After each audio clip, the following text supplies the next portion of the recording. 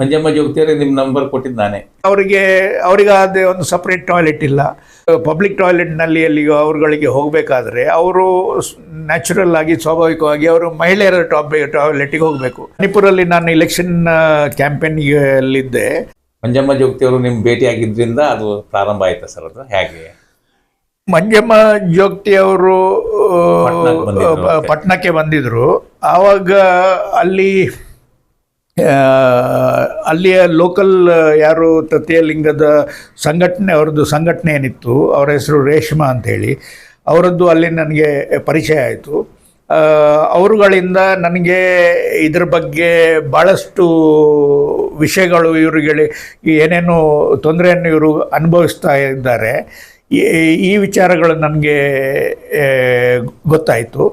ಆನಂತರ ನಾನು ಇದರ ಬಗ್ಗೆ ಕೂಡ ನಾನು ಪಾರ್ಲಿಮೆಂಟಲ್ಲಿ ಇರುವಾಗಲೂ ಕೂಡ ಇದರ ಬಗ್ಗೆ ನಾನು ಪ್ರಶ್ನೆಗಳನ್ನು ಎತ್ತಿದ್ದೇನೆ. ಮತ್ತು ಬೇರೆ ಬೇರೆ ರೀತಿಯಲ್ಲಿ ಇವರಿಗೆ ಏನಾದರೂ ಅವ್ರ ಜೊತೆಗೆ ನಾನು ಪ್ರತಿಯೊಂದು ಅವ್ರ ಕೆಲಸದಲ್ಲಿ ನಾನು ಭಾಗಿಯಾಗ್ತಾ ಇರ್ತೇನೆ ಅಲ್ಲಿ ಬಿಹಾರ್ನಲ್ಲಿ. ಶೌಚಾಲಯ ಬಳಕೆ ಬಗ್ಗೆ ಅವರು ನಿಮಗೆ ಯಾವುದು ಅರುಣಾಚಲ ಪ್ರದೇಶ ಇಲ್ಲಿ ಅಲ್ಲ ಮಣಿಪುರಲ್ಲಿ ನಾನು ಇಲೆಕ್ಷನ್ ಕ್ಯಾಂಪೇನ್ಯಲ್ಲಿದ್ದೆ.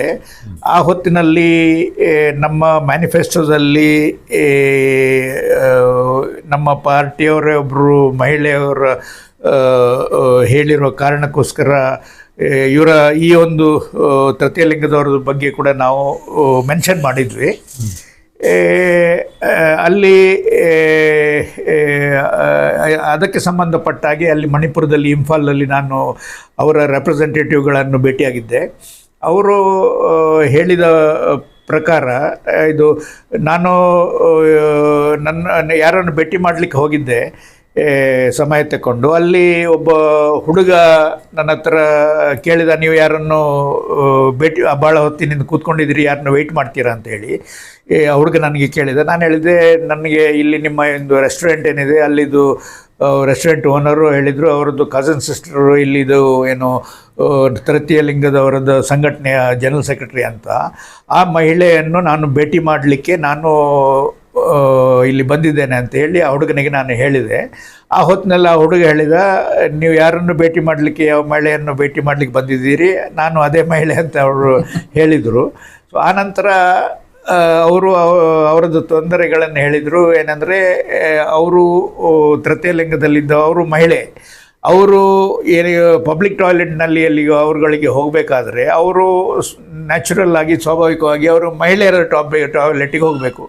ಮಹಿಳೆಯರ ಟಾಯ್ಲೆಟಿಗೆ ಹೋದರೆ ಮಹಿಳೆಯರು ಅಲ್ಲಿ ಅವರು ಇವ್ರ ಮೇಲೆ ರೇಗಾಡ್ತಾ ಇರ್ತಾರೆ, ಇದು ರೆಸಿಸ್ಟ್ ಮಾಡ್ತಾರೆ, ಇದು ಇವರು ಗಂಡಸರು ಅಂತ ಹೇಳಿ ತಿಳ್ಕೊಂಡು ಆ ಕಾರಣಕ್ಕೋಸ್ಕರ ಇವರಿಗೆ ರೆಸಿಸ್ಟ್ ಮಾಡ್ತಾರೆ.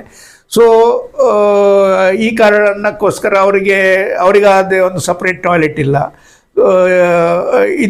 ಈ ವಿಚಾರಗಳೆಲ್ಲ ನನಗೆ ತಿಳಿಲಿಕ್ಕೆ ಶುರುವಾಯಿತು. ಆಮೇಲೆ ಇದ್ರ ಬಗ್ಗೆ ನಾನು ಜಾಸ್ತಿ ಅಧ್ಯಯನ ಮಾಡಲಿಕ್ಕೆ ಶುರು ಮಾಡಿದೆ. ನಂತರ ಇವರು ಜೋಗತಿಯವರ